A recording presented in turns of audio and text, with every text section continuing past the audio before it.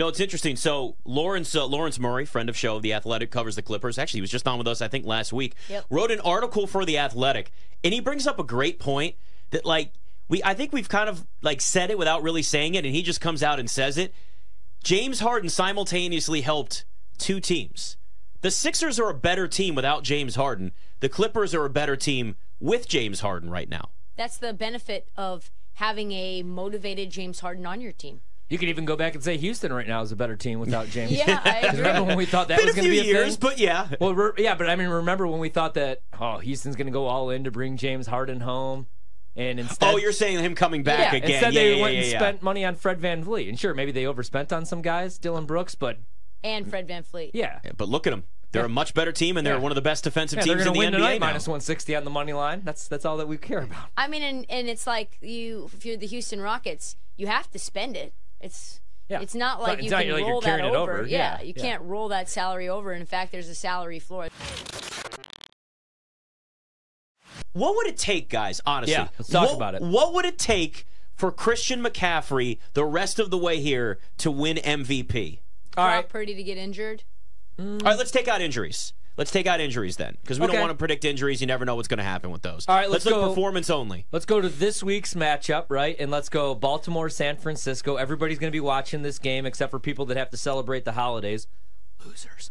And don't have TVs in their house. So everybody's going to watch this standalone game. It's the two best teams in the league, in my opinion. And let's say maybe Brock Purdy can't get anything going through the air. Let's say like the Ravens' pass defense shows up and Christian McCaffrey just goes off. Runs for 4 touchdowns. 200-some yards. Yeah, 160 yards, just goes off. I think that's what it would take. And I don't know that that's going to happen. Multiple touchdowns. It'd have to be like 3 touchdowns, 1 receiving, 2 rushing, 180 yards on the ground, maybe like 75, 85 yards through the air. Yeah, and then you go next week on the road against the Commanders. You'd have to put up like ungodly stats. Well, that's not hard against the Commanders. And the problem is the Commanders' pass defense, and they traded away obviously their 2 best pass rushers. So I just think that like Purdy's going to sit in the pocket and pick them apart. What it comes down to McCaffrey is a receiver. Yeah, McCaffrey is a receiver. He's still pad those stats. He's going to have to start running some deep routes. Yeah, and they really they're trying to pad his stats. But then you wonder about Week 18, what the Niners have to play for, because they host the Rams. You know, does McCaffrey get any touches? Does Purdy even play in the game? Maybe you go with Sam Darnold in that game if you have everything locked up. But I don't know. I hate to say it because I'm on Lamar Jackson, but it looks like right now McCaffrey really doesn't have a shot. He could be Offensive Player of the Year. It's probably going to be between him and Tyreek, and now Tyreek's hurt. But Purdy at minus 225 is looking like the safe play. I would never do it, obviously, at that current price. I got Lamar 8-1 down to 6-1. I just need him to outduel Purdy, but just Lamar doesn't have the numbers. You know, you could say, okay, right, Baltimore's a few plays away from being undefeated. It's because of Lamar, obviously, and you look what he does with his legs. He just doesn't have the numbers. But, I mean, I kind of take all that away because it's year 1 in a new offensive system. Obviously, Greg Roman being gone, Todd Monken coming in. And, like, he had to figure out who his go-to guys were. He lost Mark Andrews, his number 1 wide receiver, even though he's a tight end.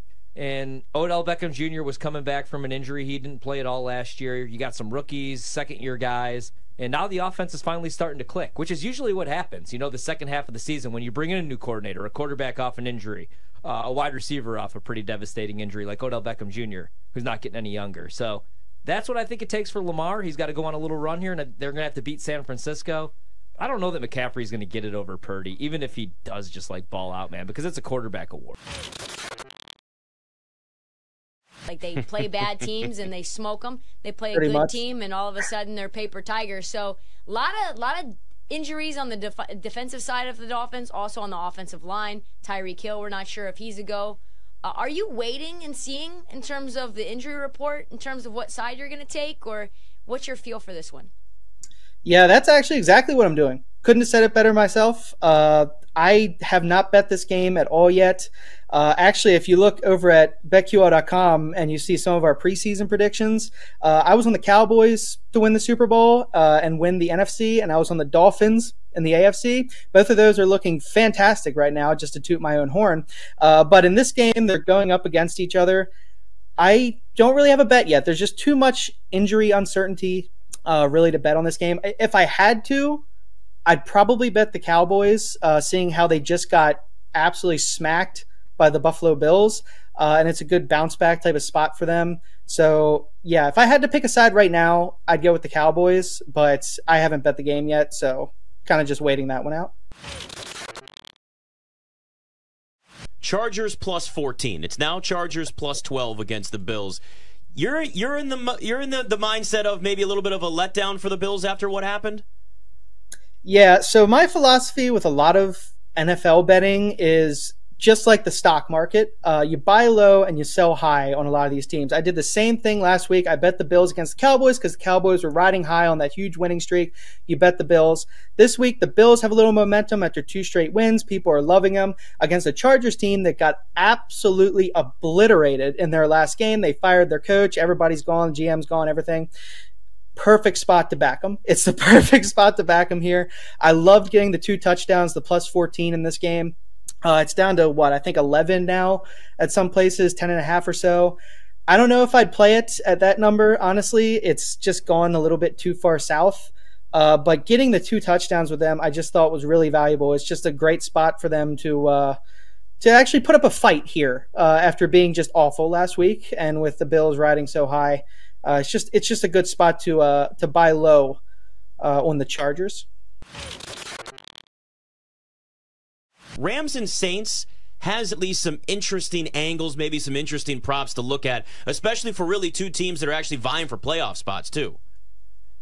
Yeah, my opinion of this game is it's just not good. I don't like either of these teams, quite honestly, but you got 91% of the money right now going to the Rams. And the point of that being is I don't think anybody actually believes the Saints are any good at all. Like, they were absolutely outplayed by the Carolina Panthers a few weeks ago in every aspect, but the Panthers got blown out because, well, they're the Panthers, and they're just bad. So, but for me in this game, I mean, with all that money and all those tickets going to the Rams, like, the books absolutely need the Saints to cover this right now, and I put a little bit down on the Saints plus 4.5 because it's just so lopsided with the tickets and the money that I had to have a little piece of the New Orleans Saints here to get it done, to cover 4.5. Rams are 4-point favorites at home against the Saints. What do you expect to happen in that game, and what do the Saints need to, or what do the Rams need to do to just make this one of those games where they just keep the Saints aside? Because that offense, man, Derek Carr is one of the biggest disappointments in the. I really thought that was going to make that offense better in New Orleans. They are hard to watch. Well, the last time we saw Derek Carr in SoFi Stadium was on a Thursday night last season when he was the quarterback of the Raiders, and Baker Mayfield had been a Ram for 7 seconds and beat him. And it was because Derek Carr couldn't complete a pass. And I think that's the same game plan, that make Derek Carr beat you. When the Rams play with a lead, they're really tough to beat because they can grind clock, because they can control possession, they can do these sorts of things. The game against the Commanders, I heard you guys talking about it on the way in, that should have been a 3 or a 4 touchdown blowout for the Rams. Kyren Williams fumbled a couple of times. The Rams got a little sloppy at the end. Rams offense is humming. They're scoring a lot of points right now. I think they cover. I think that they probably score over 30, whether or not Derek Carr can get his team into the 20s, the mid-20s or not. That's the part that I'm not quite sure on. But the Rams are going to score points this weekend. They've been scoring points. If they're clean, if they don't turn it over, Matthew Stafford, I think, has only thrown 2 picks in his last 5 games. If they can continue that trend, I think they're going to win, and I think they'll cover. I think they'll score more than 30. When you look at the Rams right now, do you see a team that's that's trending upward right now at just the right time, where you have that confidence over the next 3 weeks for them to get into the postseason? Yeah, you were far more optimistic about them at the beginning of the year than I was. I did not think that this was a playoff team. I did not think that this was a team that was going to win more than 5 or 6 games. I thought that this was a 3 or a 4-win team, honestly. They did absolutely nothing during the offseason. They let a ton of talent leave, and other than through the draft, they didn't bring any talent in. And it looked like that's how it was going to start. And then they had an incredibly low point starting about week 4 till they went through their week 10 bye.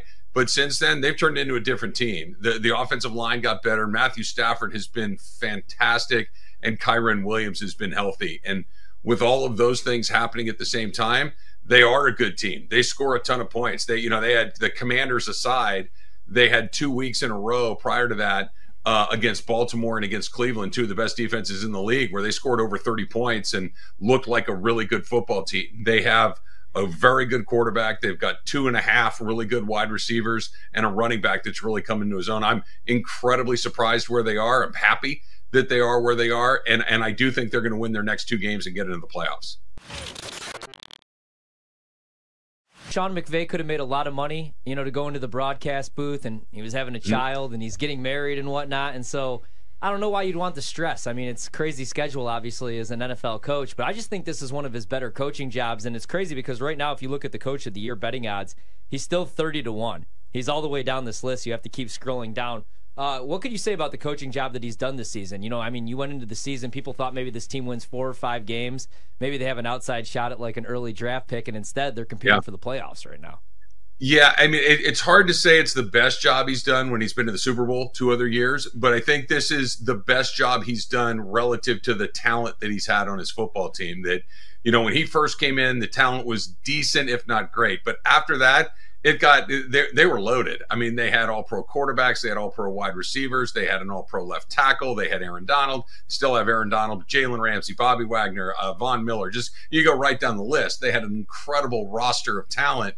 This team, not so much. It's basically Stafford, Kupp, Donald, and a bunch of guys no one had ever heard of until a few weeks ago. And, Puka Nacua, Kyron Williamson, these guys kind of popped off. But I agree with you. I think that relative to the expectations, relative to the talent on the football team, this is as good a job as he has ever done. The entire culture of the Rams changed like that when Sean McVay showed up. This was a team that had the same owner. It's a team that had the same general manager, the same COO, that were good, but maybe not at that next level. Jeff Fisher gets canned. McVay comes in, and since then, they've been one of the best organizations in the league with different quarterbacks, different wide receivers, different offensive lines, different defensive stars. The only piece that's remained the same has been Sean McVay. I think if he's not the best coach in the league, he's on the first hand of best coaches in the league. He's going to stay as long as he wants. He's going to get paid whatever he wants, wherever he wants to go get it. And this team should be very grateful that they hired a 30-year-old 7 years ago.